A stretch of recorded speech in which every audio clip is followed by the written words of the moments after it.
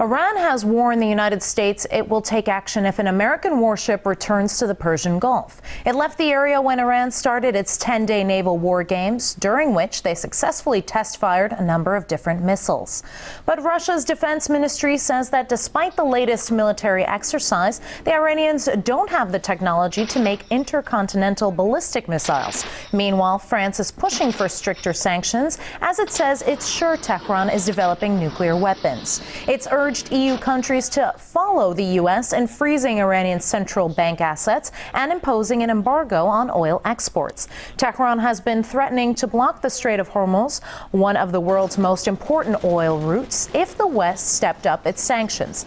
Let's discuss this more with James Corbett, editor of the Corbett Report website. James, thank you for joining us. So France has been calling for tougher sanctions against Iran. Do you think Tehran's military exercises were a major factor in all of this?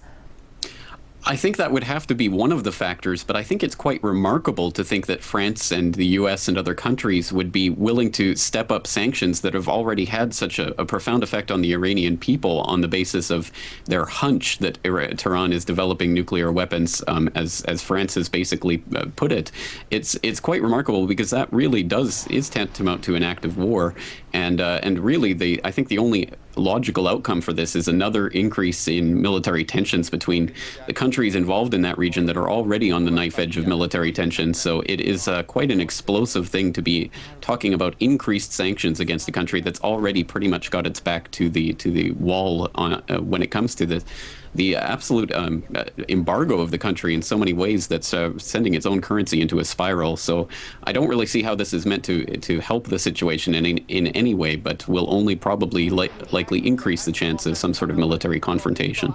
Well, Western countries have always voiced suspicions that Iran's nuclear program isn't peaceful. Do you think that there's an underlying reason for the timing of the tensions rising now?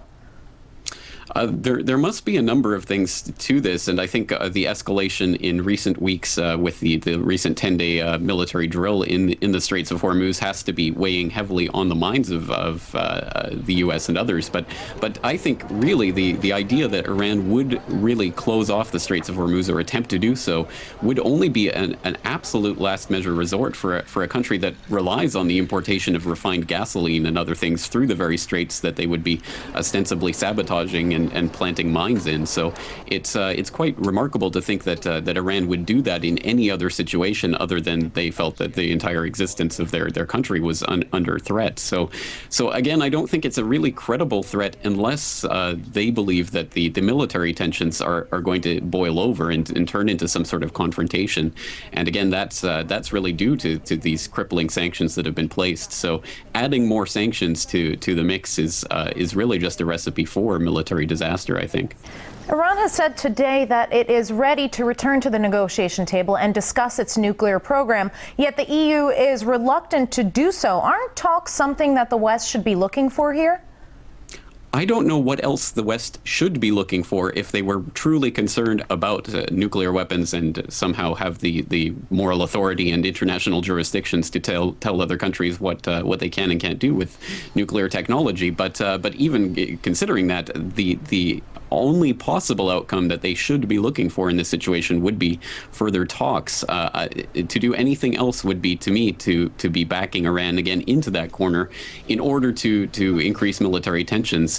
And it has to be kept in mind here that when these military tensions are increased in a place like the Straits of Hormuz, which is just such a small area, that not only can mistakes happen and mistakes occur that will be mistaken for military hostile acts that could then be used to springboard into further confrontation, but also it has to be remembered that in July of 2008, it was revealed by Seymour Hersh that Dick Cheney had actually planned on dressing up 4 to 5 U.S. boats as Iranian PT boats in order to attack American vessels and blame it on the Iranians in order for a pretext for war. That was revealed in July of 2008. So we have to understand that when these military tensions are increased to this point where anything can send them over the edge, then we could be seeing some sort of any sort of provocation being used as a justification for military confrontation in the region, which I don't think any of the citizenry of either Iran or the U.S. or France or any other country really wants at this point.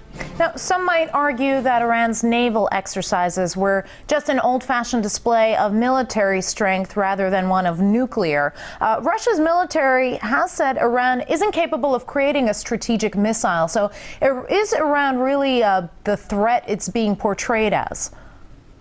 I think Iran would like to portray itself as strong on the international stage, and I think other people in the region who are interested in their security would also like to other countries to understand that that Iran won't be the same type of military confrontation that, say, the U.S. Faced in Iraq. It's going to be quite a different type of confrontation.